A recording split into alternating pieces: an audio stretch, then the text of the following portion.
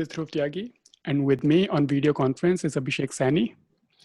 So Abhishek Saini has a PhD in chemistry from Autonomous University of Barcelona. And we have been friends for like forever, since 2010, I believe. So it has already been about 10 years that we have been friends. We were in grad school together, and we pursued our masters in nanotechnology. And after we finished our masters in nanotechnology, we moved to different fields. He had his interests in chemistry mostly, and I had my interest in physics, or a very specific branch, which is photonics, which is study of light. So we both went to different universities in different countries to pursue our PhDs. And what we are trying to do, just to give you a basic background of what we are doing today, we are just bringing back our conversations which we used to have in metro when we used to go to college together from Kashmiri Gate to Botanical Garden, which is like 45 minutes ride. And then we had these silly discussions on basically a lot of topics which are not very specific: philosophy, science, reason, history, mythology.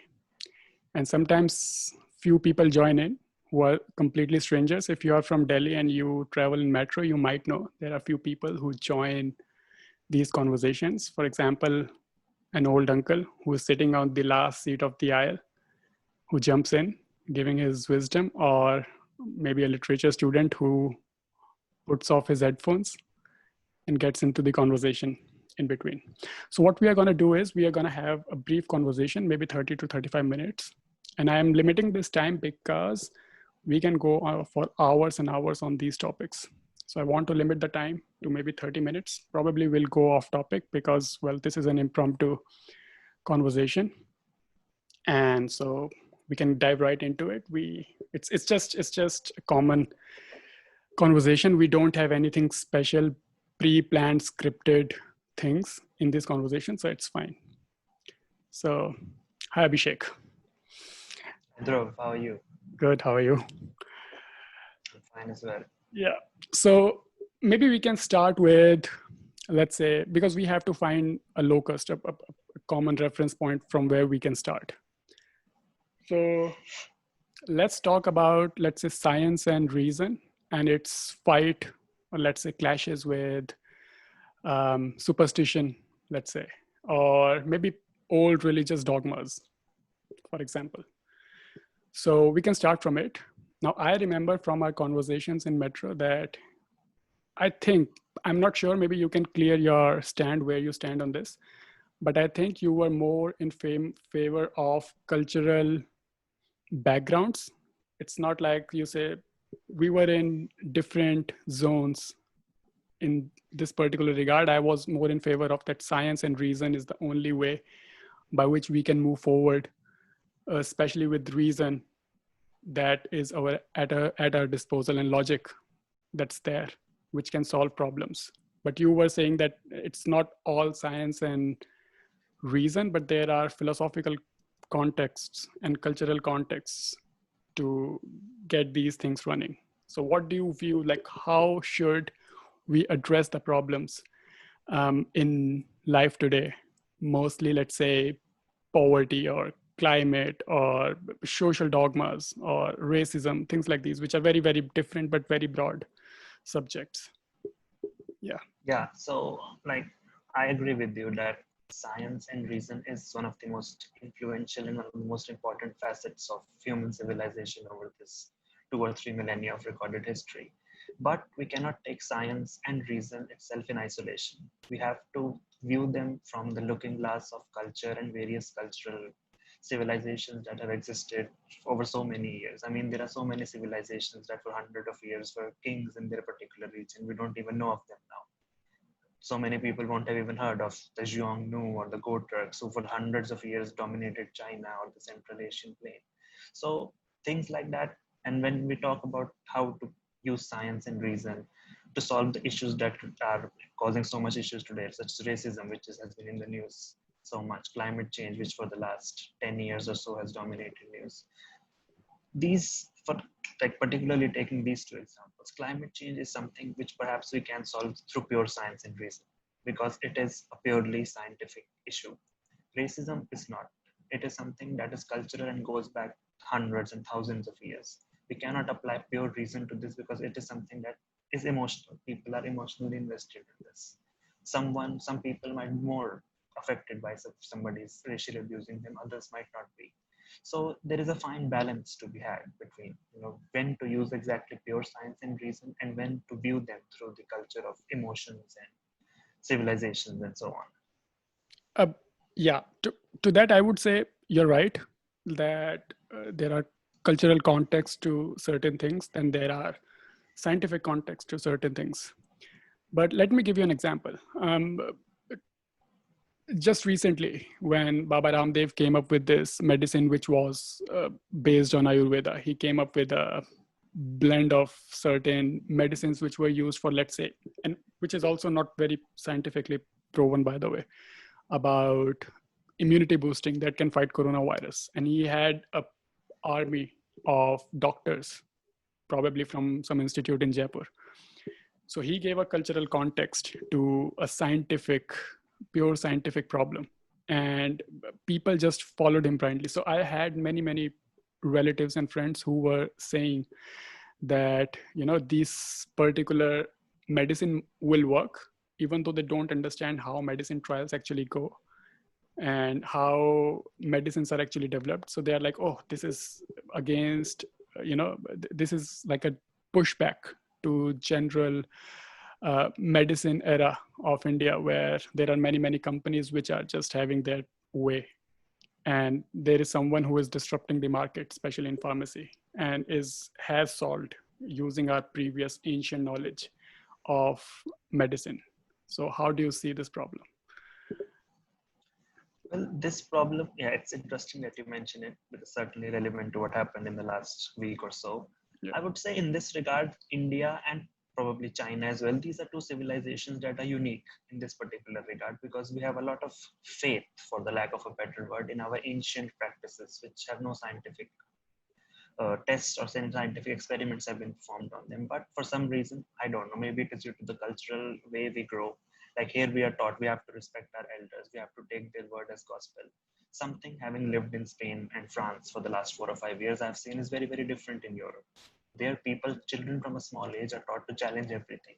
In India, it's quite the opposite. We are taught to we are taught to, look up to our teachers as deities almost. Same with our parents, that whatever they say, you just have to follow it to the word. So this is something that leads to this particular knowledge, like Ayurveda, for example. It has been passed on from thousands of years, from the time of Sushruta and so on, from that particular time. So now I am not a biologist or not into medicine or a pharmacist that I can categorically state that, yeah, this thing works or this thing does not work. But what I can say is, based on now, from what we have seen in my time here in India, that people still struggle to challenge those cultural dogmas that have been passed down from the centuries. People still struggle to question their parents, for instance, never mind your teacher or somebody who's in an authority position. They think if somebody is following in a country of 1 billion people, more than 1 billion, we believe that if the majority is following something, it must be the truth. It must be the truth. This is something I found to be unique with India and China. And maybe this is because we are probably two of the most ancient civilizations, continuous ancient civilizations still in existence. So we put a lot of belief in our ancient practices. This is again now something you cannot scientifically put a blanket on it. Why do we do this? It is something that is cultural. For instance, scientifically, Ayurveda works or does not work. I don't know how many scientific experiments have been performed on it. Homeopathy, for example, has scientifically proven to be false, but still a lot of people believe in it. So this is something that, again, now there are a lot, Baba Ramdev and so many gurus, spiritual gurus like him have a lot of following in India. So if you try to explain to their followers that their methods have been disproven scientifically, you will just create hostility. So this is something that has to be treated very carefully, and you cannot just tell somebody who believes in this that no, you're wrong. So this is something that pure reason here won't work, I think.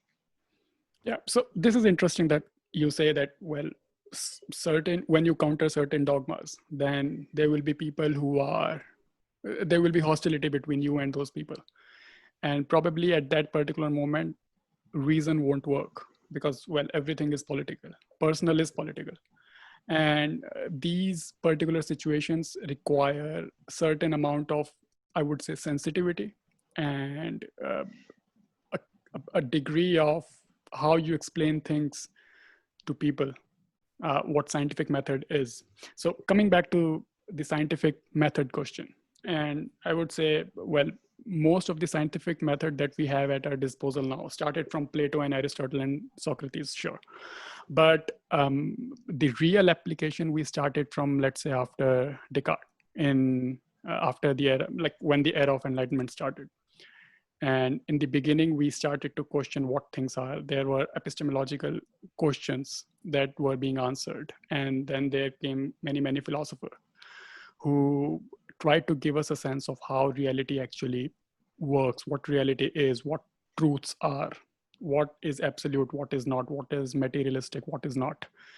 And at that time, we got, there was birth of a new era of scientific innovation where there were experimentations, there were hypotheses. And like Socrates always said that he was the most brilliant person there, but still he was very proud that he does not know everything.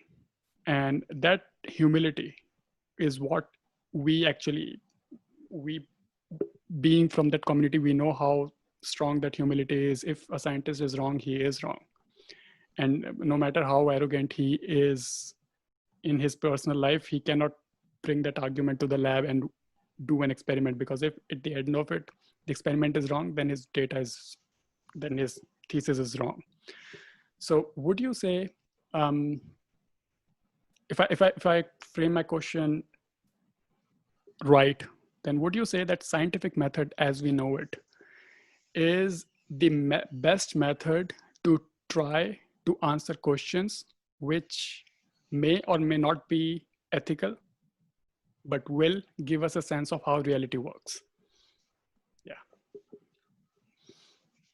Well, it's a very wide encompassing question that you ask, and it's not something that can be answered by me or by anybody I know. But well, I'll try to answer it since you asked it. Yeah. So well, yeah, you mentioned the Age of Enlightenment.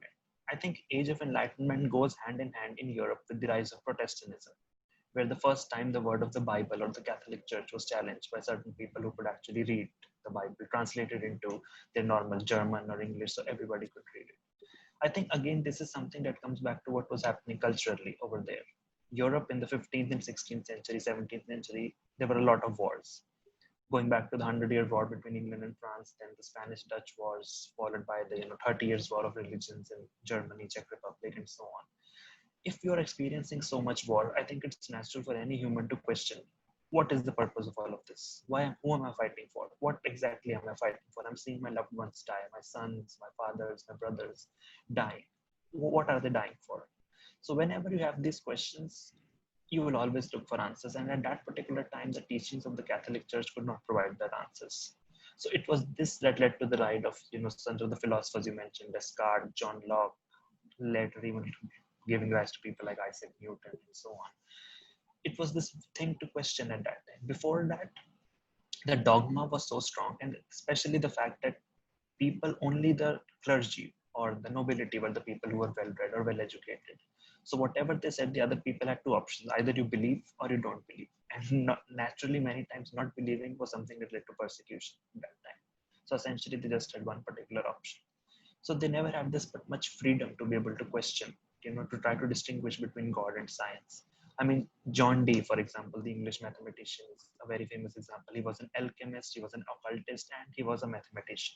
Because at that time, there was no distinct between all of these fields. Same with Newton. He was known as an alchemist in his particular time when he was alive. So at that time, science, spirituality, philosophy, this research, it went hand in hand at that particular time. You are right in saying that as we gradually transition, from the Age of Enlightenment to the Industrial Revolution, things started to change. It was dictated, I believe, more by economics than by anything, because people at that point saw that being rational, being scientific, if we may use that word, was more economically beneficial than being spiritual. So this is again something that you cannot answer through pure science. It is something that you need to have a cultural understanding of those timeline to be able to answer this particular question. Yeah, so I believe economics played a very, very and perhaps understated role in transition of humanity from just pure religion or spirituality to moving towards science and reason. I mean, here I completely agree that, economics had a lot of role in defining what people are doing at that particular time for, let's say, first industrial revolution. And then came the electricity, and then we had IT, which like changed the world.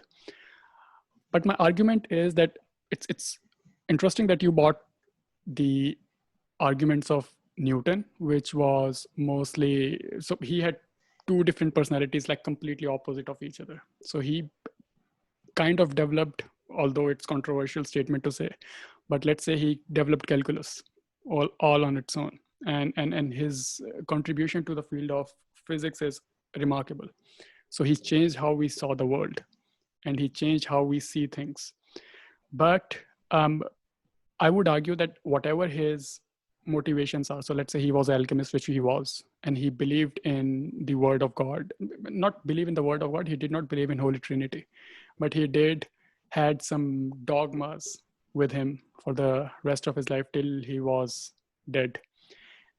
But what I argue is that regardless of what his personal opinion about anything is, his work, if it's scientifically wrong, that means his hypothesis does not match the experimentations that are being performed, then his work is wrong. There is no scope for a supernatural being dictating how the world works. And this particular argument is something which I think is very strong, because let's say I'm a devout Hindu, let's say, and I go to my lab. Now I have this idea of that we had some atomic bomb which in the form of Brahmastra developed in, I don't know, 4000 BC. And at that particular time, we had these atomic bombs. Now we don't see any signatures of those atomic bombs. So when I go to lab, I cannot have these convictions with me forever while I'm writing a real peer-reviewed scientific paper. That if the evidence is on the contrary, then I cannot claim that there was something like this. So at many times we have our convictions with us. Surely not every scientist is atheist, but whatever their religious convictions are, they don't go into the lab. And whatever comes out of their research is mostly scientific. And if there is any element of something which is not proved, then it doesn't matter. What do you think?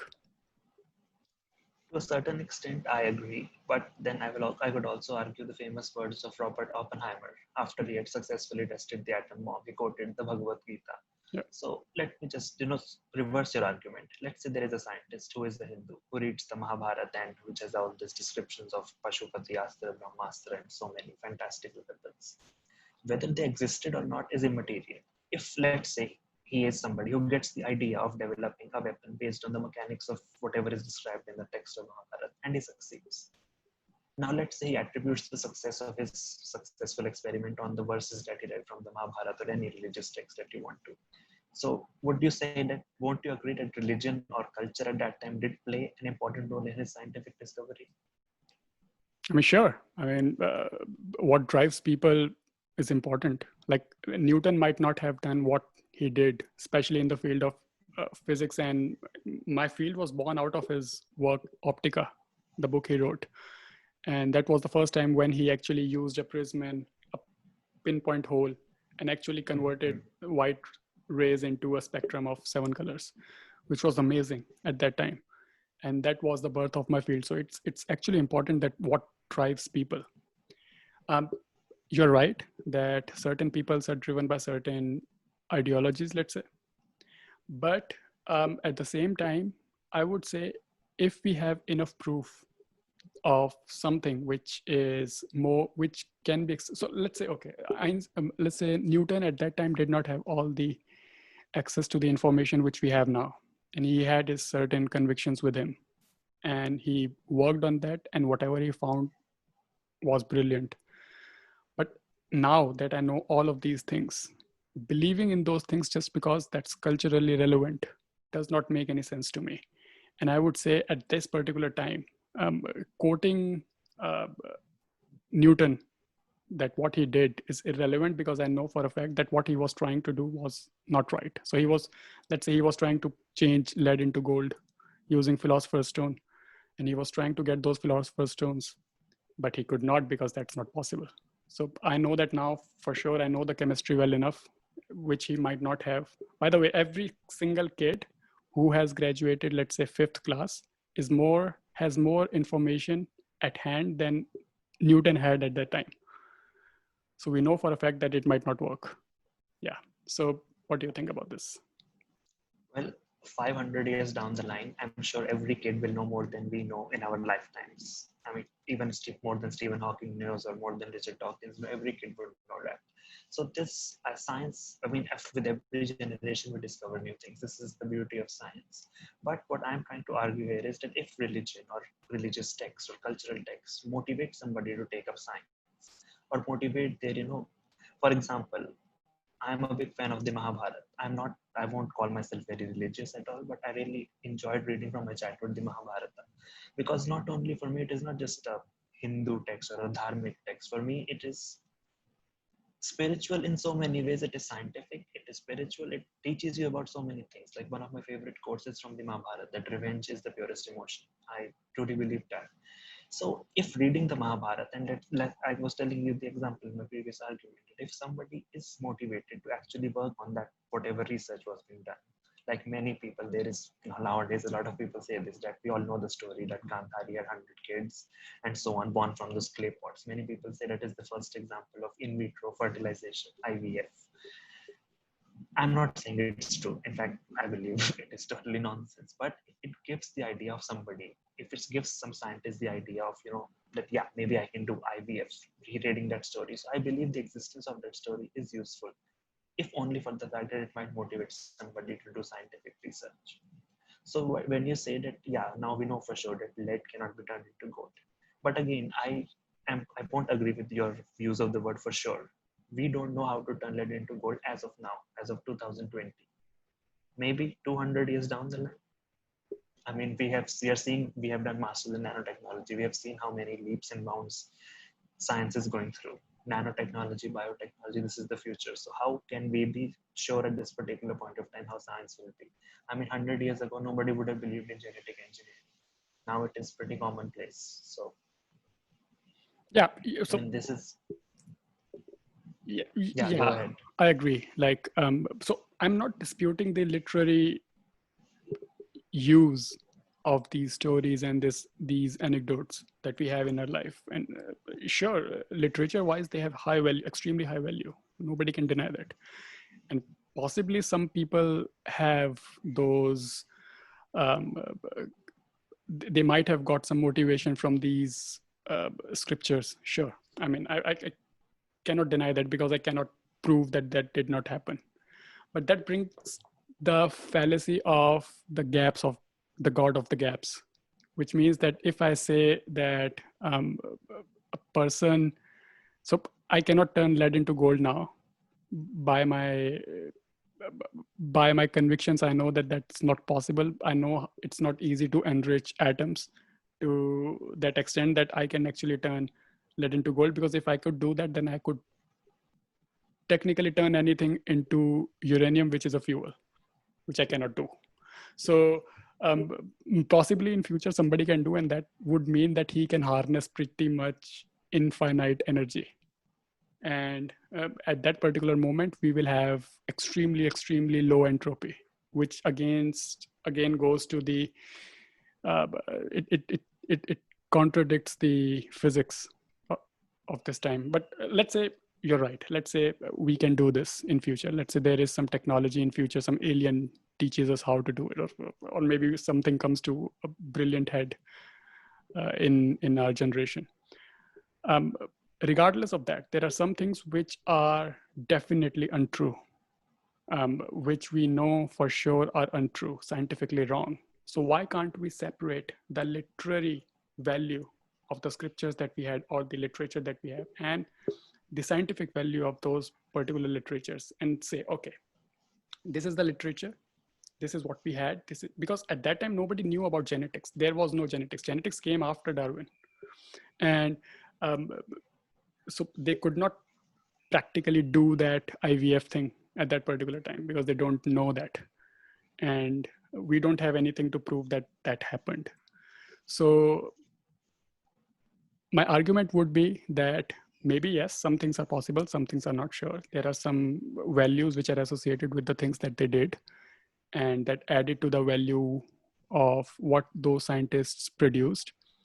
But there are certain aspects which are provable false, and people like Baba Ramdev or people like who try to push these dogmas into the life of people just so they can get an economic benefit out of it, or maybe out of ignorance, not because of economic exploitation, but maybe they believe it and they are doing the harm knowing it, not knowing it. So at that particular time, don't you think we have the obligation to say what is definitely wrong with the scriptures and what might be the literary value of the scriptures? Well, it ultimately, your point about belief is interesting. Like, for instance, if there is somebody who believes in God, let's say, and it is something that gives them, I mean, as scientists, we know that placebo effect works.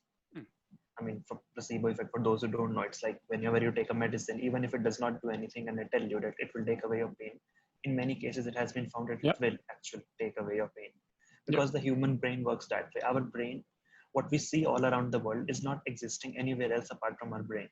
I mean, if a nerve in my brain is damaged, I will see this screen, I will see you totally differently from 100 other people. So nothing, when we're talking about reality, it ultimately does come back down to belief. So what the scriptures say is like, I mean, again, to quote something from the Mahabharata, like whatever, like Krishna tells Arjuna in the Bhagavad Gita, that everything is an illusion.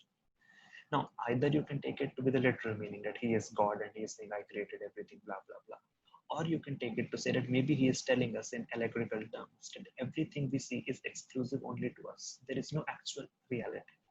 I mean, there are people who suffer from schizophrenia, who have like 50 personalities within one body. For us, it's something that impossible to comprehend, because in most of our cases, luckily we just have the one personality, and even that is too much to deal with for most of us. Imagine having 50 people in your brain.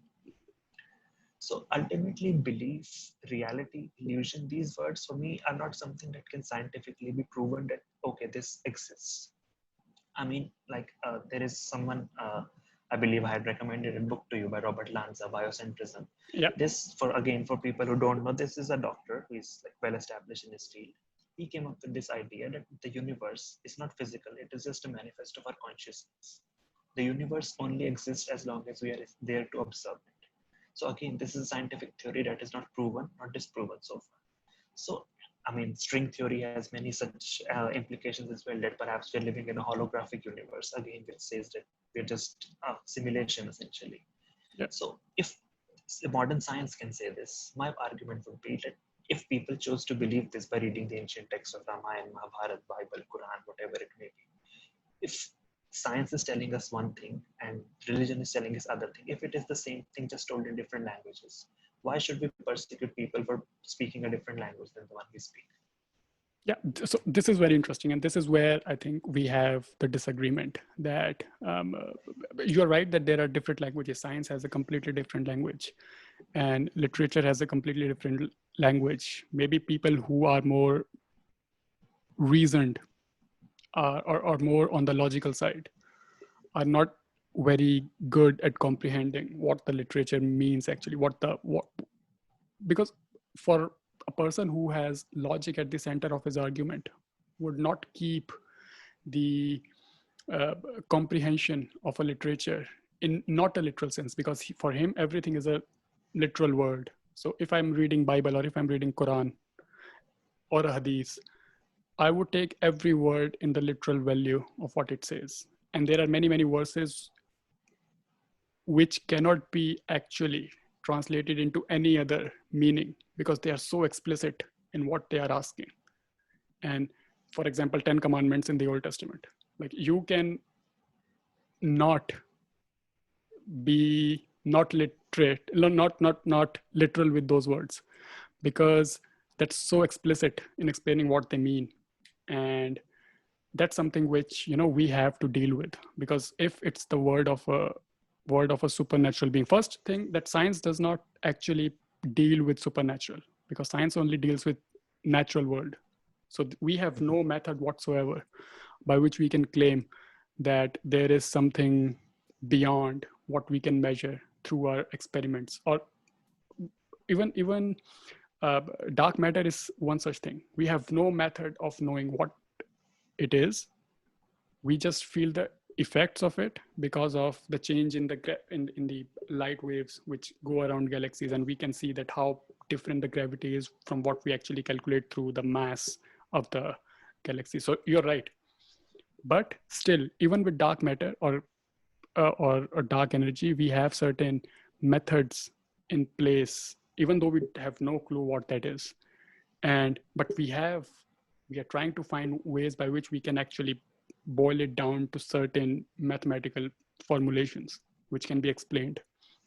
So this is something where we have a different argument that and this is something which is a point of impasse for both of us, that we believe what the language actually is, which language is more relevant.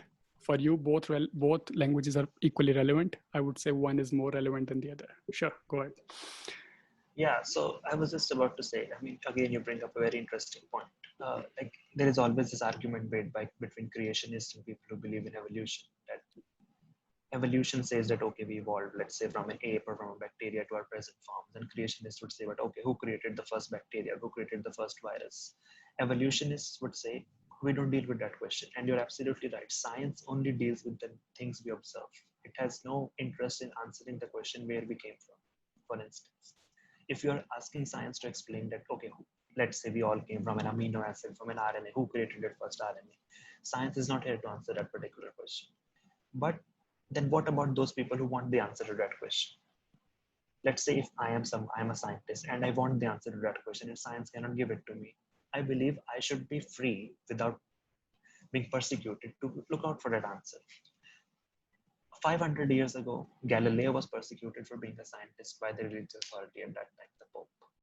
If 500 years later, we do the same to the religious people, that means we've just gone full circle. That means science is as bad as religion then. So if there are, as you say, I mean, every scientist will say there are a million questions which science cannot answer. Some of which will be answered in the near future, some in the far future, some maybe never. So for those questions which can never be answered by science, if somebody wants to seek answers elsewhere, be it through religion, spirituality, whatever, I believe science should be accommodating enough to let that person, believe in those answers that they're seeking. Yeah, so this is something which we both can agree to, that we need secular values where we are, if not respectful, actually at least tolerant of ideas which we don't agree with. And I think this is a good point of stopping the argument. Maybe in future we will discuss this in more depth, where we will take each element in more details, specifically related to religion and science, and the relation between what the faith is and how the logical arguments work. So I thank the audience to view this for, 35 minutes. And I think this is a good time to stop. What do you think? Yeah, I think so. It's been nice to reminisce all our discussions, 5-6 years ago in the metro. And I'm sure in the future, we will have a lot of more discussions in much more detail, because this is something that can be discussed for till the end of time. Yeah. So yeah, whether the end of time is through an apocalypse or through, science, we can discuss this till the end of time. So yeah, I think this is a good stopping point. Yeah, and at least in more advanced civilizations, there is always space for discussions, regardless of what your intellectual convictions are. So thank you everyone to be with us. Thanks a lot. Yeah, okay.